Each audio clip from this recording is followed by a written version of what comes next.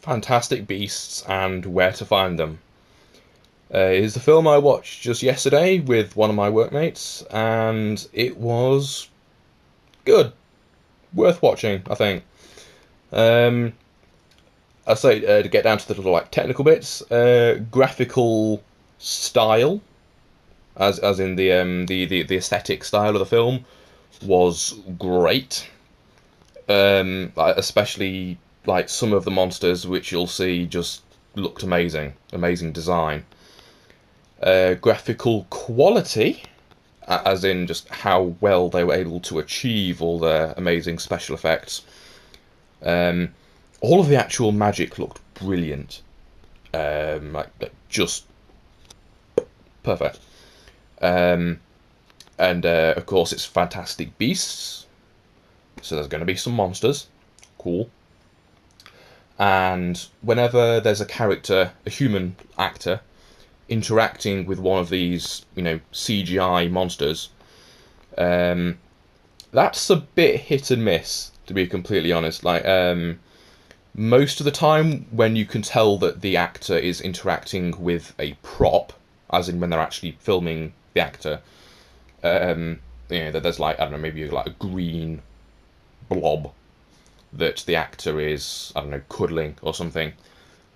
Those bits look great.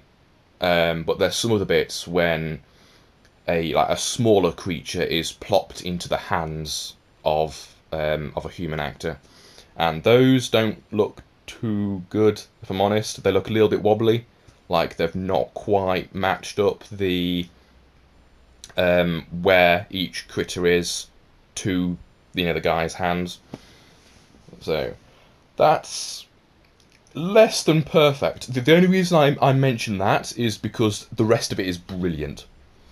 And when you've got something that's consistently brilliant, the smallest imperfection starts to stand out. It's not fair, but it's there. Wasn't meant to rhyme. Sound good. As that I was worried that with it being set in the time period that it was set, it would be full of just really awful period music. It wasn't. It's fine. I think that there's one little singing bit that's the best thing I could say about that little singing bit's vaguely in the middle is it was over quickly. When I say singing, I don't mean like it suddenly became a musical. They go into a bar and there's some elf just singing in the background. You can probably tell, not a fan of singing. So what we've got graphical style, graphical quality, sound. The actors, I'd say, were very good. Um, and the chemistry between some of the characters was quite nice, quite nice. Like the two main characters, Newt Scamander and Tina Goldstein or something. Um, they have a nice little arc. Um, I will say, what was it, Queenie Goldstein? Slightly annoying. Like no one acts like that. um, but yeah, now we're getting into the more subjective things, like what I thought of the story and things.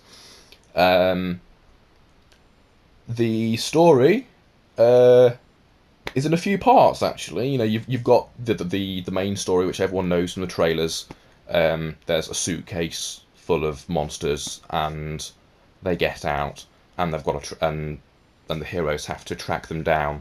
That's there, but there's also a few other things going on as well, that I did not expect, and I've just got to say how cool it is that I was able to go to the cinema and be surprised, because trailers these days tend to just give away everything.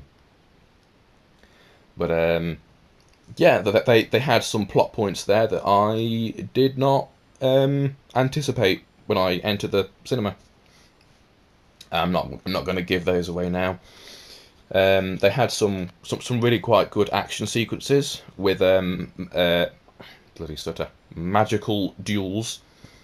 Um, like various wand play, and there's a lot of teleportation. It's like in the Harry Potter series, if you teleport or apparate, because you can't just call it teleportation, um, is fairly rare because it's supposed to be like really difficult to do. But everyone in this film is just teleporting all over the bloody place. Like like they teleport in fights. Like a fight scene could have like so many teleportation spells going off, and it's really cool to watch. It's just not. I suppose you could say it is, after all, a bit consistent with the Harry Potter stuff because that those are teenagers, and they've probably not got teleporting down to an art. But yeah, there are a few. There was one scene in particular which I was just like, ugh, get on with it, and you'll probably know the scene when Newt Scamander is trying to get one of the beasts back into the suitcase by doing like he rubs musk on himself, animal pheromones, to make that beast get in heat. Then he starts doing a stupid little dance. I mean, it's obviously like part of like an animal mating ritual stuff. How this animal could mistake a human for its mate, who knows?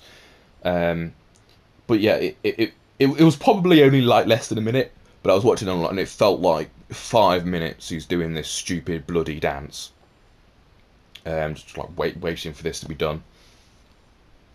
Yeah, I think that was maybe the worst. The worst part was just that one bit, a dance that's over fairly quickly. Problem is, it doesn't like break the story. It's not like a musical in which people suddenly start dancing in the streets or any of that rubbish. None of that. It definitely fits within the story of he's trying to trick this beast back into the suitcase. So that's fine, I guess. Just not quite my alley. As for the jokes, the guy I was with, my workmate, I'm probably going to link his YouTube on here. Yeah, he's on YouTube. He's got a gaming channel as well. DTAC Frostfire. Don't know where that name comes from, but whatever. Not my business. He was laughing at about 80% of the jokes, maybe. I was laughing at about half of them.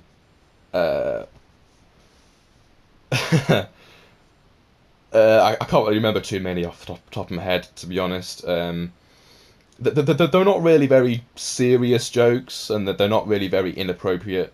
They kind of fit within the scene. It's just some of them just didn't tickle me. That's all I can really say. Yeah, there's one other issue. How can I say it without giving spoilers away? Yeah, there's one scene. If you watch it, you'll know what I'm talking about. I'll try to be cryptic. Involving silver liquid on the floor in a white room and a chair in the middle. Silver liquid on the floor, and it's like a big square white box. That was stupid. What they're attempting to accomplish in that room, we know for a fact they've got better ways of doing than an elaborate chair and silver liquid trap. But whatever.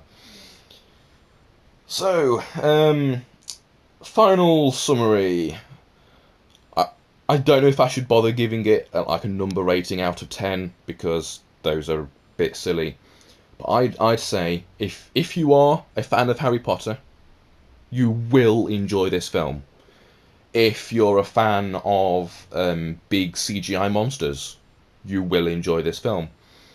If you're a fan of like New York period stuff, like if you just like the aesthetic of like that era and the fashions and things, You'll probably enjoy this film, I'm guessing.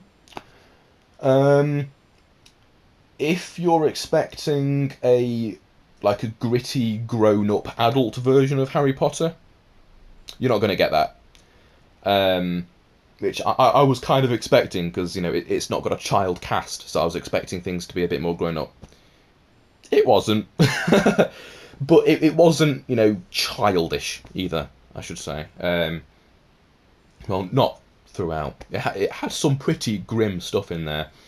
So I'd say it definitely had some things that were about as dark as the third Harry Potter film, the one with all the Dementors. When things started to take a turn for the dark.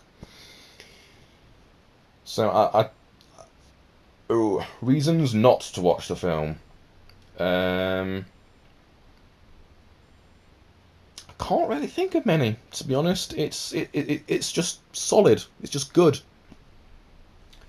I'd imagine if you don't like the Harry Potter stuff, or you don't like magic, or you don't like the Harry Potter version of magic, then you're probably not going to enjoy this film either. Because, it's in the same world, it's got the same mostly internal, mostly logic. But yeah, I am just rambling now. I've gone on for long enough. I'm just going to end this here. Xanthillion, out.